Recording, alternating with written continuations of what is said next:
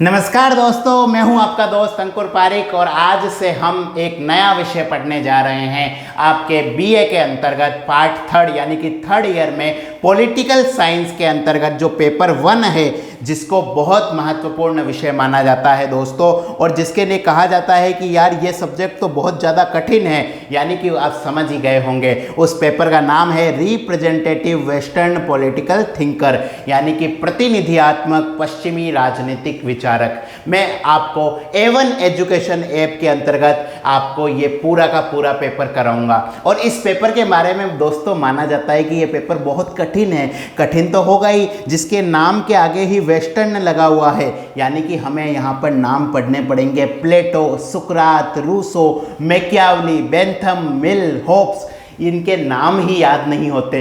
चलो कैसे न कैसे करके हम नाम याद भी कर लें। तो उसके बाद हर विचारक ने अपने अपने दृष्टि से बताया है कि राज्य कैसे होता है, राज्य का शासन कैसे होता है, इथिक्स क्या है, और उसके बाद जनता कैसे शासन चाहती है। तो सबकी सोच अलग अलग है, हमें सबकी सोच पढ़ना है, क्योंकि यह सब्जेक्ट क्या है, थिंकर्स पर आधारित है। थिंकर्स मतलब क्या होता है, विचारक। बहुत महत्वपूर्ण विषय है दोस्तों, और बहुत ज़्यादा इसको माना जाता है कि यार ये कंफ्यूज वाला विषय है, क्योंकि प्लेटो कुछ और कह रहा है, सुकरात कुछ और कह देगा, अरस्तु कुछ और कह देगा। अरे भाई, हम पढ़े तो पढ़े क्या, जाए तो जाए कहाँ। लेकिन आप सबकी इन सभी टेंशन को दूर करने के लिए ही तो हम आए हैं। मैं आपको एक शिक्षक की भांति, एक अभिभावक की भांति, बल्कि यूं कहिए एक दोस्त की भांति इस सब्जेक्ट को पढ़ाऊंगा, और इस सब्जेक्ट को पढ़ने में आपको मज़ा आने लग जाएगा। पश्चिमी विचारकों को पढ़ने का एक बेसिक नियम मेरी क्लास में यह है कि जिस विचारक का हम पढ़ रहे हैं, अपने आप को समझ लो कि हम वो ही हैं। मतलब जब हम प्लेटो को पढ़ रहे हैं तो पूरी तरह से ये सोचना कि मैं ही प्लेटो हूँ। जब होब्स को पढ़ रहे हैं तब होब्स बन जाना, और जब कार्ल मार्क्स को पढ़ रहे हैं तो कार्ल मार्क्स बन जाना। यानी कि आपको सब्जेक्ट को जीना पड़ेगा। जी हाँ दोस्तों, आपको सब्जेक्ट को जीना पड़ेगा, अपनी लाइफ में उतारना पड़ेगा। इस सब्जेक्ट को आप याद नहीं कर सकते, रट तो इस सब्जेक्ट को बिल्कुल ही नहीं सकते। और मेरी कोशिश भी यही रहेगी कि किसी भी प्रकार का आपको रट्टाफिकेशन नहीं कराएं। A1 एजुकेशन ऐप के बारे में तो आप जानते ही हैं दोस्तों, आपका अपना एजुकेशन ऐप, जिसके अंतर्गत हम लोग यूनिवर्सिटी से जुड़े हुए जितने भी पेपर हैं उनका आपको लाइव सॉल्यूशन देते हैं। बहुत ही कम फीस में हम आपको वीडियो आपके घर पर प्रोवाइड कराते हैं। आपका जो मोबाइल फ़ोन है वो ही दोस्तों आपके लिए सब कुछ है। कॉलेज का काम करेगा, शिक्षक का काम करेगा, और इस कोरोना काल में आपको शिक्षा सहज, सरल और सुलभ तरीके से मिल पाए, यही हमारी सोच है। तो दोस्तों, आप सबको इस वीडियो के बारे में बताते हैं। यह वीडियो है रिप्रेजेंटेटिव वेस्टर्न पॉलिटिकल थिंकर, यानी कि जो आपके बीए पार्ट थर्ड ईयर के पेपर फर्स्ट है पॉलिटिकल साइंस का, उसके बारे में इंट्रोडक्टरी क्लास है। बाकी डिटेल में हम आगे पढ़ेंगे। इंट्रोडक्शन यानी कि परिचय ले लेते हैं, आखिर हम जान जाते हैं कि यह सब्जेक्ट है क्या, और इस सब्जेक्ट को पढ़ाने में हमारी रणनीति क्या होगी, आपकी पढ़ने में क्या रणनीति होगी। हम सिलेबस पर डिस्कस करेंगे, एग्जाम पैटर्न यानी कि परीक्षा किस तरीके से होती है। आप सबको पता है परीक्षा में 3 तरीके के क्वेश्चन आते हैं। अति लघुत्तरात्मक क्वेश्चन आते हैं, लघुत्तरात्मक आते हैं, और निबंधात्मक आते हैं। अब कई विचारक ये कहेंगे, कई शिक्षक ये कहेंगे कि निबंधात्मक प्रश्न ही रट जाओ, आपकी नैया पार होगी। लेकिन मेरी स्टाइल थोड़ी अलग है। मैं सबसे पहले आपको अति लघुत्तरात्मक पढ़ाऊंगा, और अति लघुत्तरात्मक सिर्फ पढ़ाऊंगा ही नहीं दोस्तों, अति लघुत्तरात्मक पढ़ाते पढ़ाते ही आपको पूरा का पूरा कॉन्सेप्ट समझा दूंगा कि आखिर इस विषय में कहना क्या चाहता है। उसके बाद हम लघुत्तरात्मक पढ़ेंगे, और उसके बाद निबंधात्मक एकदम डिटेल में आराम से, समय की कोई पाबंदी नहीं है, आराम से पढ़ते हुए समझ कर पढ़ेंगे, ताकि जब आप एग्जामिनेशन हॉल में जाओ तो आप अपनी यूनिवर्सिटी के जब पेपर दे रहे हो तब आप आराम से उत्तर लिख सको। उसके बाद हमारी अप्रोच क्या होगी ये मैं आपको बताऊंगा।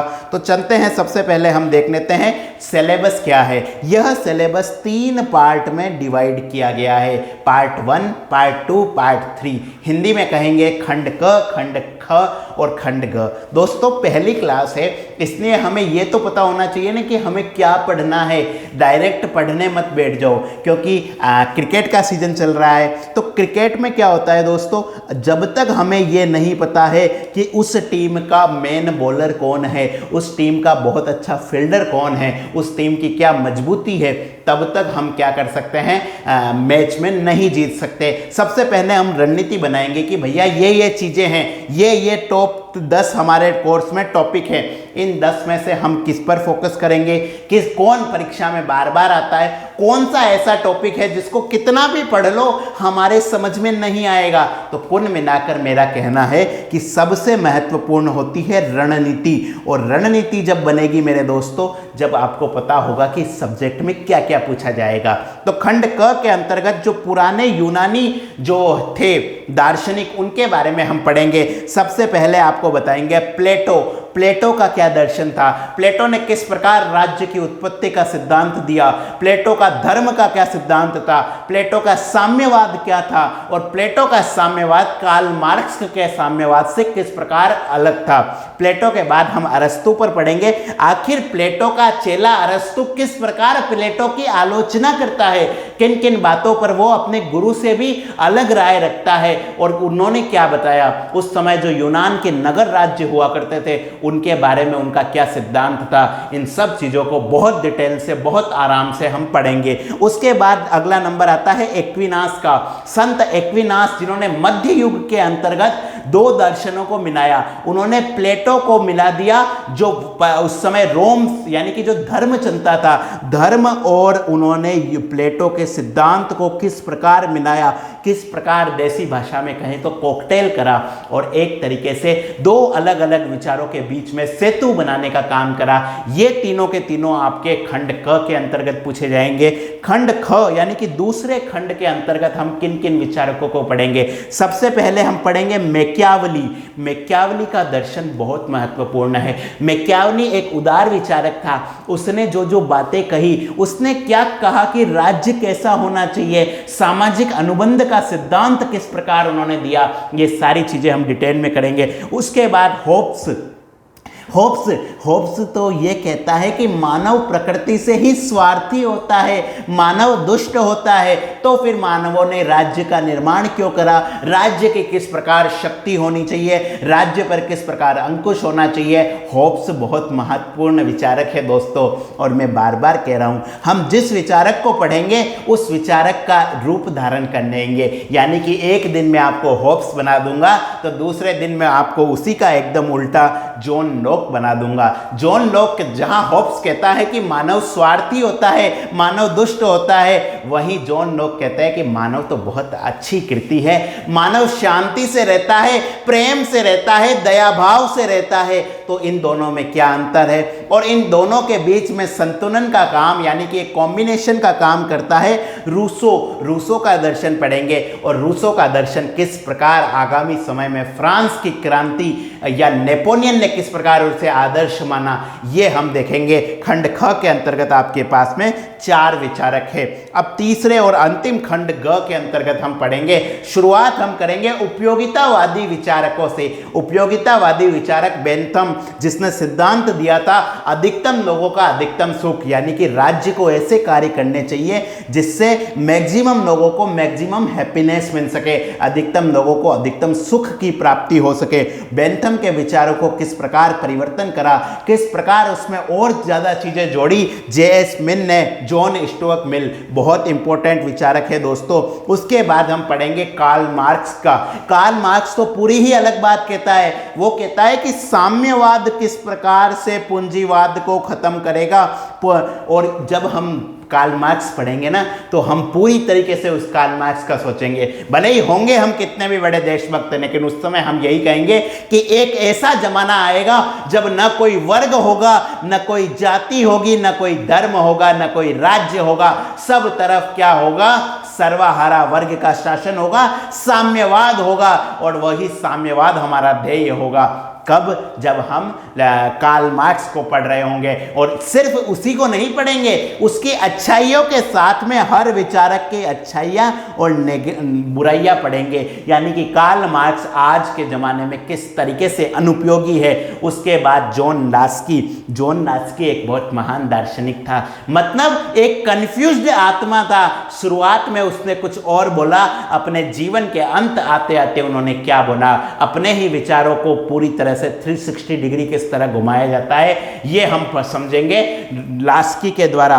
और लास्की को पढ़ने के बाद इस तरीके से हमारे पास में टोटल 11 दार्शनिक है दोस्तों। इन 11 के 11 दार्शनिकों का हम क्या करेंगे, मैं आपको बताता हूं। अगला सेक्शन हमारी अप्रोच, यानी कि इस सब्जेक्ट को पढ़ने में हमारी किस तरीके की अप्रोच होगी, किस प्रकार से हमें स्टडी करना चाहिए। सबसे पहला नियम मेरी हर क्लास में है, आप मेरी कोई सी भी क्लास लोगे, उस क्लास में एक नियम होता है। जो भी सब्जेक्ट मैं पढ़ाता हूं उसमें मैं एक विशेष बात का ध्यान रखता हूं कि रटना नहीं है। मेरी क्लास का पहला नियम है, रटना मना है। जिन जिन विद्यार्थियों को लगता है कि बिना रटे तो सब्जेक्ट पास ही नहीं हो सकते, उन सारे सब विद्यार्थियों को मैं चुनौती देता हूं, डंके की चोट पर चुनौती देता हूं कि इतना अच्छे तरीके से पढ़ाऊंगा कि यह सब्जेक्ट आप आराम से समझ जाओगे। ये सब्जेक्ट आपको पढ़ना नहीं है मेरे भाइयों, यह सब्जेक्ट आपको पीना है। उसके बाद हम माइंड मैप से पढ़ेंगे, पॉइंट टू पॉइंट स्टडी से पढ़ेंगे।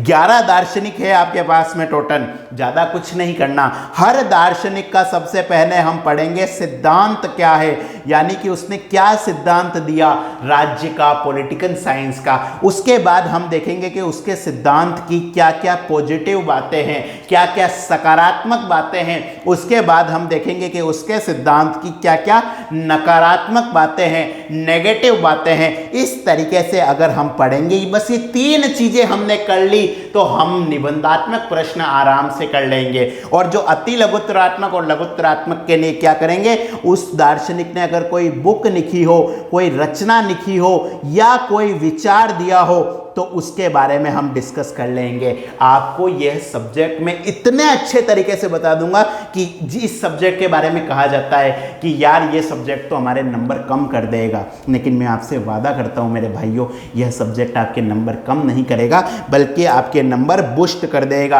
आप लोगों के नंबर बढ़ाने में ये सब्जेक्ट मदद करेगा। इसलिए इस सब्जेक्ट को आप बिल्कुल भी इग्नोर मत करो, यह सब्जेक्ट आपके बहुत काम आएगा। चलिए दोस्तों, पहली क्लास में हम अति लघुत्तरात्मक यानी कि शॉर्ट क्वेश्चन से मिलेंगे। आज इंट्रोडक्टरी क्लास में आई होप आप समझ गए होंगे मेरी रणनीति क्या होगी। आप लोग भी अपने रणनीति बना लीजिए, सब्जेक्ट से दूर मत भागिए और एक चीज का विशेष ध्यान दीजिए। आर्ट्स के बच्चों के साथ सबसे बड़ी समस्या ये होती है कि वो अपने आप को शुरू से ही कमजोर मान लेते हैं। वो ये मानते हैं कि हमें तो सर सिर्फ कॉपी भरनी है। भैया कॉपी नहीं बननी। आज आप बीए तो चलो जैसे तैसे पास कर लोगे, बीए के बाद में क्या करोगे, बहुत लंबा भविष्य है और अनिश्चितताओं का टाइम है, कंपटीशन का युग है। इसलिए अपनी सब्जेक्ट को इतना स्ट्रॉन्ग बना लो कि उस सब्जेक्ट की वजह से आपके जीवन रूपी वैतरणी पार हो जाए। चलिए दोस्तों, बहुत जल्दी आपसे पहली क्लास में मिलेंगे। आप सभी का बहुत बहुत धन्यवाद।